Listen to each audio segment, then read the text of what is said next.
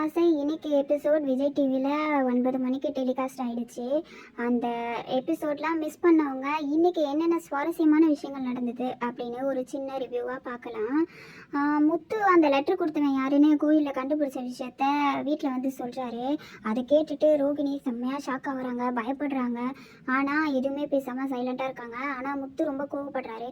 அவனை ஏற்கனவே நான் 2 வாட்டி அடிச்சிருக்கேன், அவன் பொண்ணுங்களை பற்றி தப்பு தப்பாக பேசினான்னு சொல்லிட்டு நான் ஒரு வாட்டி சண்டை போட்டேன். அதுக்கப்புறம் ரோட்டில் ஒரு அம்மாவை இடிச்சிட்டு போயிட்டான்ப்பா, அவங்கள இடிச்சிட்டு அவன் பாட்டு போயிட்டான். அவனை துரத்திட்டு போய் நான் போலீஸில் பிடிச்சி கொடுத்தேன்ப்பா, அதனால தான் அவன் என்னை இப்படி சொல்லியிருக்கான் போல அப்படின்றாரு. ஆனால் எனக்கு என்ன டவுட்னா, ஏன் மேலே கோவனா அவன் என்கிட்ட தானே பிரச்சனை பண்ணணும், அதை விட்டுட்டு இவங்கிட்ட எதுக்கு பிரச்சனை பண்ணான் அப்படின்னு கேட்குறாரு. கிட்டையும் விசாரிக்கிறாரு, நீ அவனை ஏற்கனவே எங்கேயாவது பார்த்தியான்னு. ஆமாம், அவன் ஃபேஸை பார்த்தா எங்கேயோ பார்த்த மாதிரி இருந்தது, ஆனால் எனக்கு தெரியலையே அப்படின்றாரு. அதுக்கு ரோஹிணியை கேட்குறாரு, நீ எங்கேயாவது பார்த்துருக்கியா ரோஹிணின்னு. அப்படிலாம் இல்லை, அன்றைக்கி தான் நான் முதல் தடவை பார்த்தேன் அப்படின்னு ரோஹிணி சொல்லிட்டு சைலண்டாக ஆகிட்றாங்க. ஆனால் ரோஹிணிக்கு உள்ளுக்குள்ளே பயம், இவ்வளோ தூரம் கண்டுபிடிச்சிட்டாரே முத்து, இனிமேல் அவன் மாட்டிக்கிட்டா நம்ம நிலமை என்ன ஆகுறதுன்ற மாதிரியே யோசிச்சுட்டு இருக்காரு. அப்போது முத்து வந்து சொல்கிறாரு, ஒன்று நீ ஏதாவது தப்பு பண்ணியிருக்கணும், இல்லை பார்லர் அம்மா ஏதாவது பண்ணியிருக்கணும், நாங்கள் தான் உங்கள் மேலே கோவப்படணும். நீங்கள் பண்ண பிரச்சனையால் அவன் எங்களை பழி வாங்க ஆரம்பிச்சிட்டான், எங்களுக்கு அவனால் நிம்மதி இல்லை அப்படின்னு சொன்னதும் மனோஜ், ஆமாம் நாங்கள் தான் உன்கிட்ட கோவப்படணும், நீ என்ன எங்களை கேள்வி கேட்டுட்ருக்க அப்படின்னு சொல்கிறாரு. சொன்னதான் அவன் இன்னொரு இடத்துல மாட்டட்டும் அப்படின்னு முத்து சொல்கிறாரு. நான் பசங்களை விட்டு தேட சொல்லியிருக்கேன்டா, அவன் சீக்கிரம் மாட்டிடுவான் அப்படின்னு முத்து சொன்னதும் ரோஹிணி அங்கேருந்து எழுந்து போயிடுறாங்க. ஏன் என்னாச்சுன்னு கேட்டதுக்கு, இல்லை டைம் ஆகுது, நீயும் சீக்கிரம் சாப்பிட்டு வா அப்படின்னு சொல்லிட்டு போய் ஹாலில் நிற்கிறாங்க. அவங்க கை கழுவ போகும்போது விஜயா சொல்கிறாங்க, இதை போலீஸ் கம்ப்ளைண்ட்டாக கொடுக்கணும்னு சொல்லிட்டு. அதெல்லாம் வேண்டாம் அத்தை அப்படின்னு சொல்லிட்டு ரோஹிணி பதறாங்க.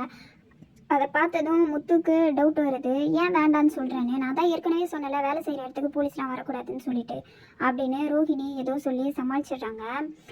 ஸ்ருதியும் ரவியும் ஷாப்பிங் போயிட்டு பேசிகிட்டே வராங்க. அவங்க வரும்போது நடுவழியில் ரவியோட பாஸ் நீத்துவை பார்க்குறாங்க. அவங்களுடைய கார் பிரேக் டவுன் ஆகிடுச்சின்னு சொல்கிறாங்க. அதுக்கு ஸ்ருதி கேட்குறாங்க, ஏன் நீங்கள் கேப் புக் பண்ணி போகலாம்லன்னு.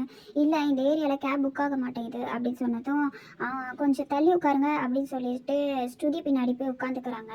ட்ரிபிள்ஸ் போனதுனால டிராஃபிக் போலீஸ் அவங்கள நிறுத்தி ஃபைன் போட்டுடுறாங்க.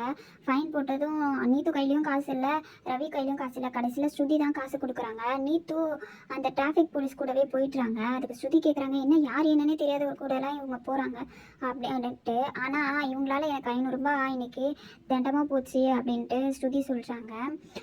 மனோஜ் மொட்டை மாடியில் இருக்கிறது தெரிஞ்சுக்கிட்டு முத்து ரவியை கூட்டிகிட்டு மொட்டை மாடிக்கு வராரு. கொலு வைக்கிறதுக்கு நீங்கள் எல்லாம் என்னடா வேலை பார்க்க போகிறீங்க, அதெல்லாம் சொல்லுங்கள், எல்லா வேலையும் மீனாவே செய்யணுமா அப்படின்னு கேட்குறாங்க. அதுக்கு மனோஜ் சொல்கிறாரு, அதான் 5000 ரூபா கொடுத்தோம்ல அப்படின்னு. அதை நீ கொடுத்த பார்லர் அம்மா தானே கொடுத்துச்சு அப்படின்னு முத்து கேட்குறாரு. ஏதோ ஒன்று காசு கொடுத்தோம்ல அப்படின்னு சொல்கிறாங்க.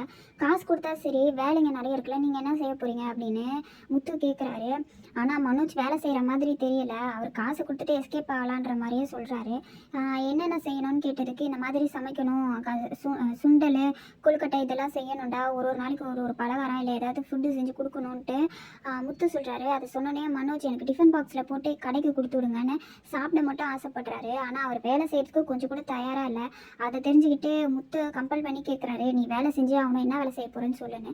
நாங்கள் ஏன்டா செய்யணும், அதான் வேலை செய்கிறதுக்குன்னு இந்த வீட்டில் மீனா இருக்கால அப்படின்னு சொன்னதும் முத்து மனோஜை துரத்தி அடிக்கிறாரு.